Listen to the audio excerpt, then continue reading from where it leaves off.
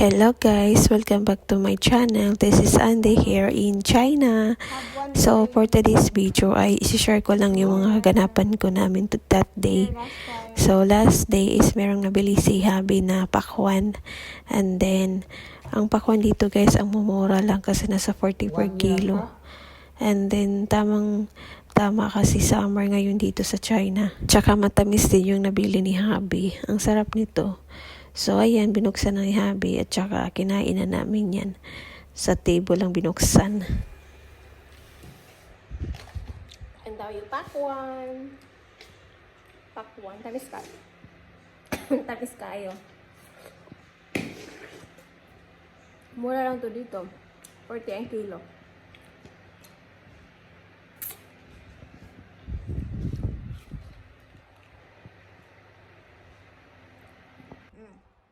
No can eat. So, yung anak ko gusto kakain ng pakwan. Binigyan namin siya konti lang kasi takot kami baka magbasa yung poop niya. At saka, ginugel namin. Is pwede naman siya for baby. Pero, nung pagka-last day kasi, binigyan namin siya ng pakwan. Medyo nagbasa yung poop niya. So, ayan, tikim-tikim lang muna siya ngayon. Takam na takam siya. Gusto niyang kakain talaga. So, ayan, pigil na lang kasi iwas-iwas. Lagi din kasing bumabili si Abby ng ganyan, kaya curious siya kasi lagi kami nakain siya, hindi pinakain. Medyo hindi mainit ngayon compare nung last day kasi nung last day sobrang init tapos walang hangin. Ngayon medyo wala masyadong silaw ng araw kaya hindi masyadong init pero walang hangin. So, after that, pagka-afternoon, mga 3 o'clock po ata yan. Lumalabas kami kasi medyo naglabas na si Haring Araw. Dinala kami ni Habi dito kasi namumuryot na kami sa loob ng bahay. Sobrang init talaga. Kaya, pinasyang niya kami dito. 1 hour lang to siya. Ang layo galing sa bahay nila. So, itong statue na to, sabi ni husband is 500 years na daw ang nakalipas. Siya daw ang nakaimbento ng tela dito sa China.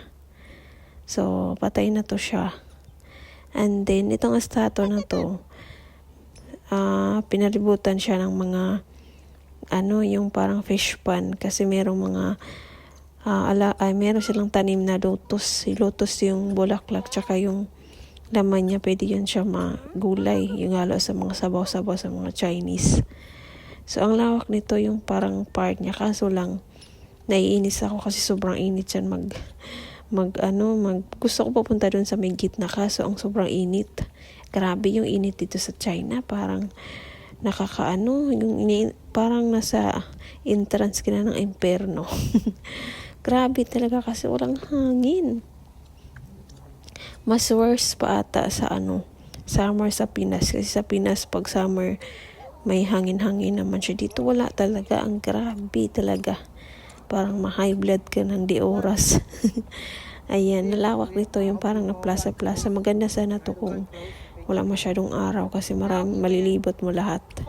Nung pagpunta namin dyan, hindi namin nalibot kasi sobrang init. Tapos, ayan, tinambad na ako. Tapos nagpakarga na rin yung anak ko. Kaya, ayan, umuwi na lang kami at saka balak namin babalik dyan kung walang masyadong araw kasi maganda maglibot kasi ang lawak ng lotus at saka maganda mag picture doon sa may gitna.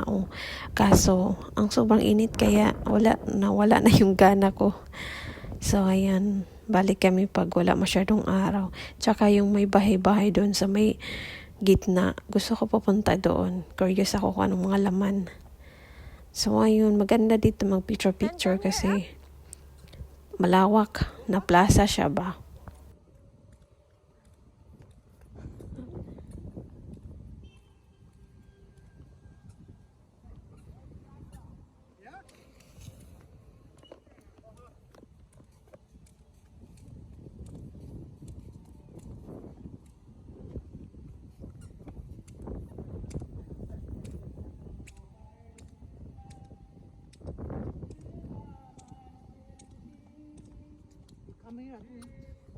We go where?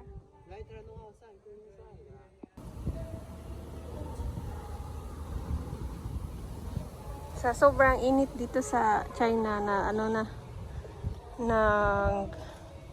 konti na yung tubig ba. Sabi ni husband, kung marami daw tubig, abot daw yung tubig dito. Dito sa may bato. Dito. Ito nga yung parang barko-barko nila. Nasa nasa git-git na ba. May mga duck pa sila dito. Manikuan ka lang na lotus. Lotus nga gulay ba? Kani siya nga tanong. Luag na siya na po nito sa pikas. Kini nga part na ni siya diri. Ayan. Ang tubig daw maabot ni sa kanang may mga bato-bato bitaw. May live eh. Kani. Karon ni hupas kay sobra ka init diri sa China.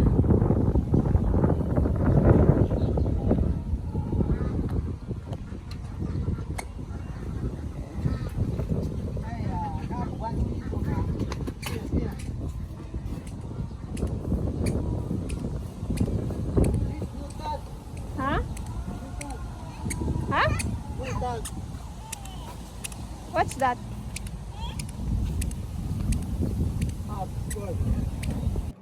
So ayun, nakauwi na kami dyan guys sa bahay.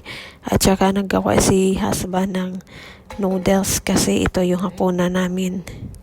So dito sa China, hindi yung also yung rice. Either yung kakainin nyo yung buns or noodles or dumplings, yun ang kadalasan kinakain nila dito. Hindi sila rice is life. Nagra-rice naman kami pero hindi araw-araw. At saka din pala, malagi sila dito naglulugaw yung kinain nila. So ayun, kaya ako na-miss ko na magkain ng only rice. So ito na yung finished product ng noodles. Pinakuluan lang siya sandali. Tapos, meron kaming gulay na ginisa. Ayun, yung gulay, yun yung pang toppings mo. So, medyo struggle pa ako magamit ng chopstick. Kasi, syempre, noodles madulas. Ayan. So, mabusog naman kahit noodles yung hapunan namin. Pero, pagka alas 9 or alas 10 ng gabi, gutom na naman. So, lagi akong may tinatagong kutkutin o pagkain sa gabi. Kasi, mahirap na ma-ulcer tayo. So, ito yung ginisang gulay. So, simple lang yung buhay namin dito sa China, guys. Ayan, simpleng buhay, payapa, walang gulo, walang toxic. Ayan, maganda dito sa China kasi parang na-refresh yung utak mo galing sa Maynila. So, ayun lang guys. Thank you so much sa mga nanood ng aking video. Sana po ay nag-enjoy kayo kahit boring yung video ko. Bitaw. Thank you for watching guys. See you next time. Bye-bye.